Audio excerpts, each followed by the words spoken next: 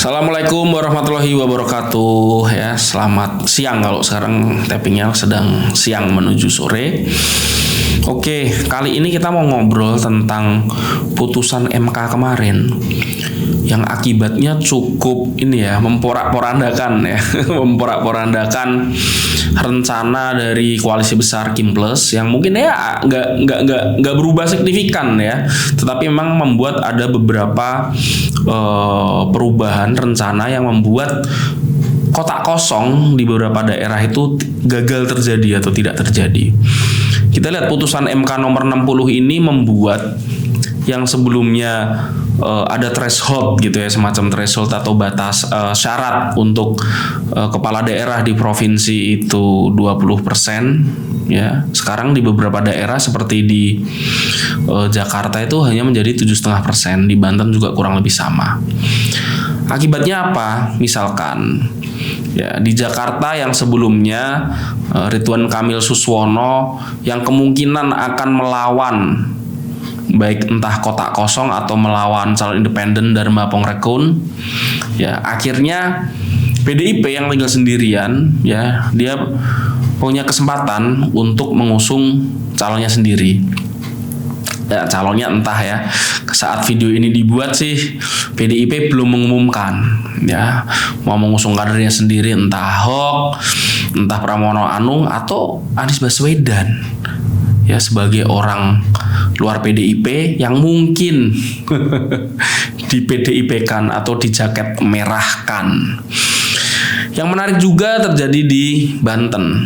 Oke, di Banten kita lihat Airin yang popularitas dan elektabilitasnya sangat-sangat tinggi ya. Dalam survei kami kalau disimulasi dua nama itu selalu di atas 60%. Bahkan per hari ini ya, ada satu lembaga survei itu 73% ya, melawan Andra Soni yang 12%. Jadi headline di koran di Banten, di Tangerang Express.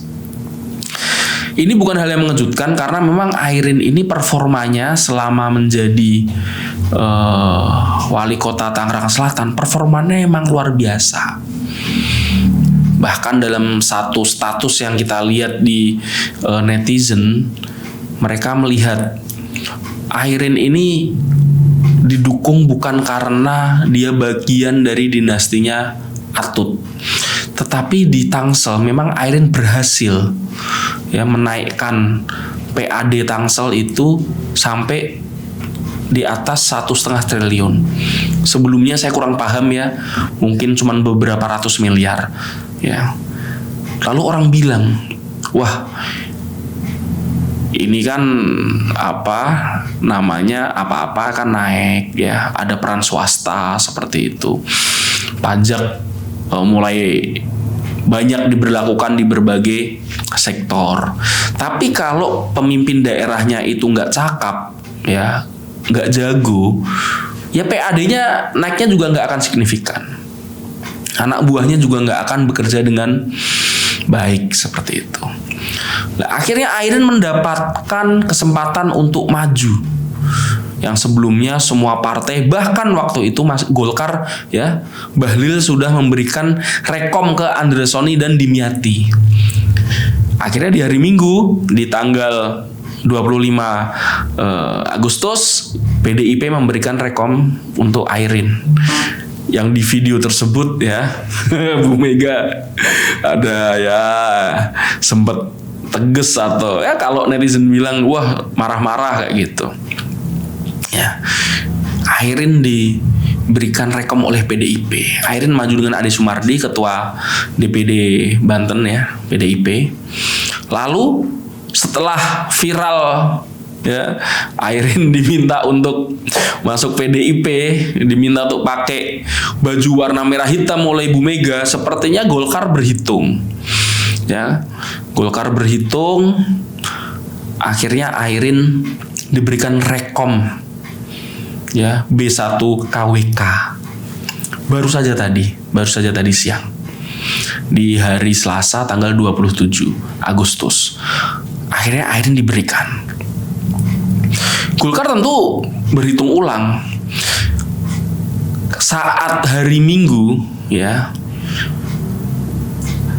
Airin diberikan rekomendasi oleh PDIP ya, sehari sebelumnya Airin melakukan deklarasi ya di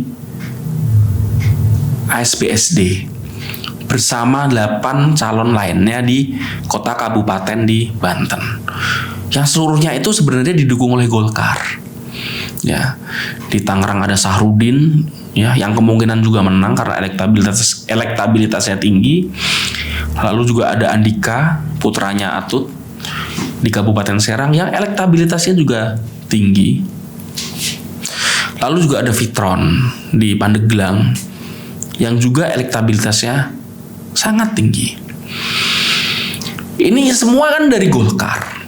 Ya, tetapi saat acara di ASBSD kemarin, ya, ini nggak ada tuh bendera Golkar. Bahkan yang pakai baju-baju kuning pada ganti gitu kalau mereka bawa baju ganti. Ya, ini kan membuat Golkar ya berhitung. Banten ini kan kekuasaannya Golkar.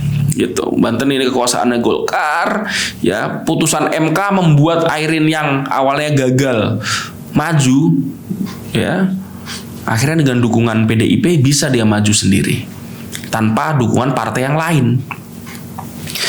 Golkar mungkin berhitung, Bahlil mungkin berhitung, ya, jangan sampai akhirnya Banten yang kuning selama ini dimerahkan. Apalagi ya kalau beneran Airin pindah ke PDIP, meskipun itu hal yang sulit ya, seperti itu. Akhirnya Golkar memberikan rekom tersebut, dan akhirnya ya sekarang rekomendasi dukungan untuk Airin selain PDIP juga ada dari Partai Golkar dan juga partai-partai kecil lainnya, ada PKN, ada Gelora. Saya yakin ya dengan putusan MK nomor 60 kemarin itu, Kim Plus ini juga agak goyang-goyang dikit lah, ya di Jawa Barat misalkan. Calonnya Kim ya, nggak ada lagi Kim Plus tuh di Jawa Barat. Bahkan orang pada bilang itu Kim minus katanya. Ya, calonnya Gerindra di situ ya, calonnya Kim adalah Deddy Mulyadi bersama Erwan dari Golkar. Ya memang Deddy Mulyadi ini cukup tokoh yang dianggap cukup kontroversial ya. Kalau di Jawa Barat dulu sebelum ramai dengan Vina kemarin, Deddy Mulyadi juga punya kasus lah dengan ormas-ormas Islam di Jawa Barat ya, perihal patung segala macam. Mungkin itu yang membuat juga akhirnya ada suara-suara di arus bawah yang menginginkan agar ada calon lain selain Deddy Mulyadi. Akhirnya muncul dari PKS dan Nasdem, Ahmad Saihu dan Ilham Habibie. Ini paten ini pasangan ini. Saihu ini waktu 2018 ya hampir saja menang bersama Sudrajat. Sudrajat itu dari Gerindra waktu itu maju bersama Saihu. Bahkan kalau di survei-survei itu nggak sampai 10%. Tapi dengan kerja-kerja mesin partainya PKS ya dan juga masanya Gerindra waktu itu naik sampai 29% kalau tidak salah. Hampir 30% gitu. Ridwan Kamil tuh ya di 32 apa ya, kalau 32 kurang lebih ya. Ridwan Kamil UU. Ya di situ kita melihat oke, mungkin di survei-survei ini masih tinggi sekali faktor dari Deddy Mulyadi. Yang membedakan antara Deddy Mulyadi dan Airin adalah ya faktor Airin ini sudah sangat-sangat diterima di Banten. Nah, ini Deddy Mulyadi tinggi nih surveinya.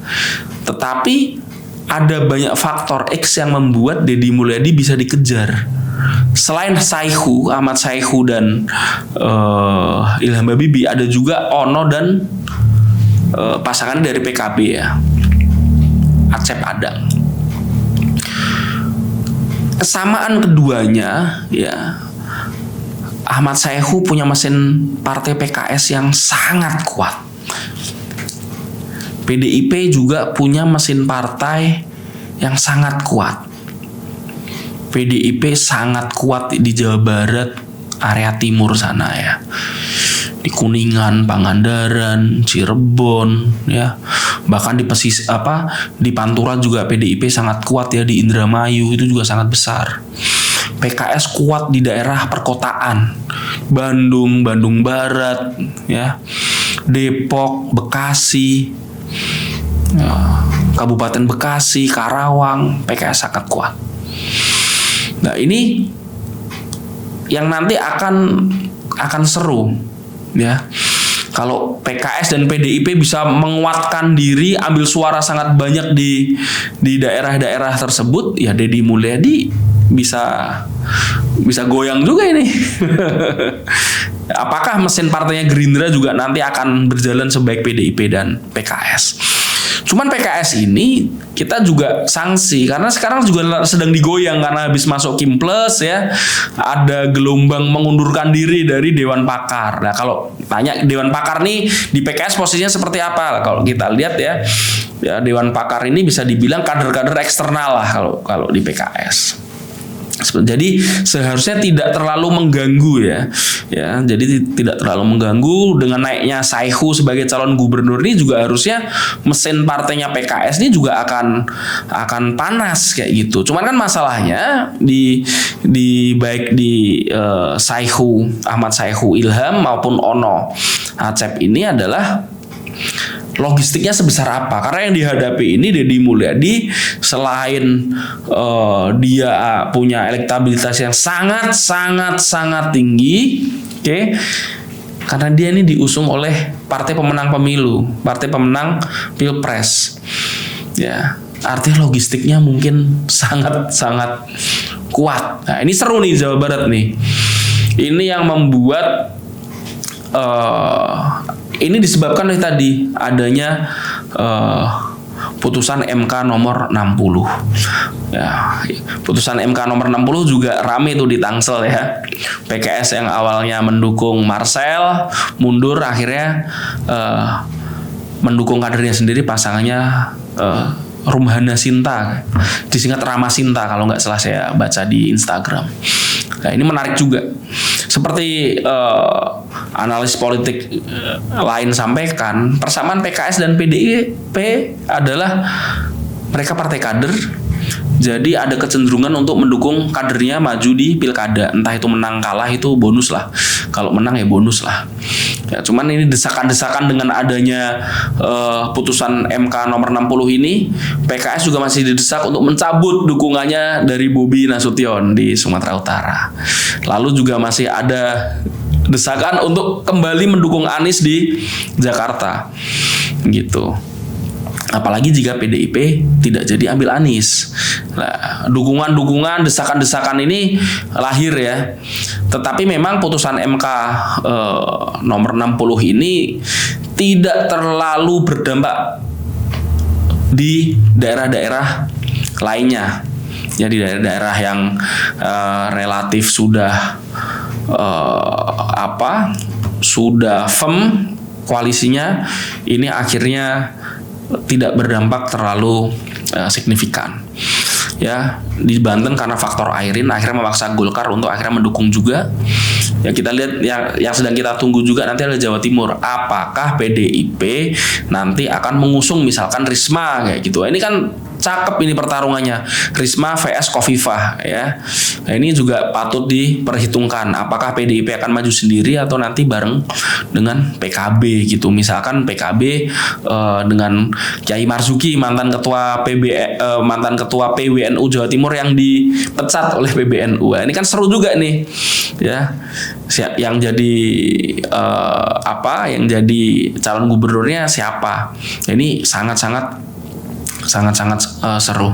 Tapi kita apresiasi ya dengan putusan MK 60, dan kita juga perlu apresiasi juga dengan desakan massa demo, desakan mahasiswa, berbagai elemen ya. DPR akhirnya mengikuti untuk memakai putusan MK nomor 60 ya. Jadi kita lihat ke depan ini semoga pertarungan pilkada bisa seru. Di Jakarta kita tunggu siapa calon dari PDIP. Ya di Jawa Timur juga, ya di Jawa Barat udah ketahuan siapa saja. Ini pertarungannya insya Allah nih cukup sangat-sangat ding, bukan cukup lagi, sangat-sangat seru. Nah, semoga sih putusan MK ini ya bisa berlaku juga nanti untuk Pilkada 2029 ya. Dan kita juga berharap agar syarat untuk pencalonan calon presiden di Pilpres 2029 itu juga bisa diturunkan. Nah ini seru. Kenapa seru? Kalau calonnya lebih dari 2, bahkan bisa 4, bisa 5, ini kita kembali ke era awal-awal reformasi. Kita ingat di pemilu presiden pertama di 2004 ya, itu ada 5 calon ya. Kita hitung ya, ada SBY, ada Megawati, ada Hamzahas, ada Wiranto, satu lagi ada Amin Rais. Itu kan seru, ada 5 pasang, ya kan? Nah, kita berharap ya partai ya misalkan nanti cuman butuh 10% aja, itu udah seru tuh. Jadi paling satu partai bisa maju sendiri atau koalisi 2 partai bisa maju sendiri, ya itu kan enak. Harapannya seperti itu. Tapi kita lihat nanti apakah partai-partai di DPR ini mau mendorong syarat pemilihan presiden itu bisa lebih rendah. Ya, kira-kira itu. Jadi pemilihan. Jadi ya yang sudah kita bahas tadi ya terkait putusan MK nomor 60, lalu ada Airin ya di Banten ya, lalu tadi juga kita bahas sekilas ya Anies dengan PDIP-nya di Jakarta, lalu kita juga bahas tentang Pilkada Jabar sekilas dan juga di Jawa Timur. Nah kira-kira kayak gitu. Nah kira-kira kita mau ngomong apa lagi, silahkan komen di bawah. Terima kasih. Wassalamualaikum warahmatullahi wabarakatuh.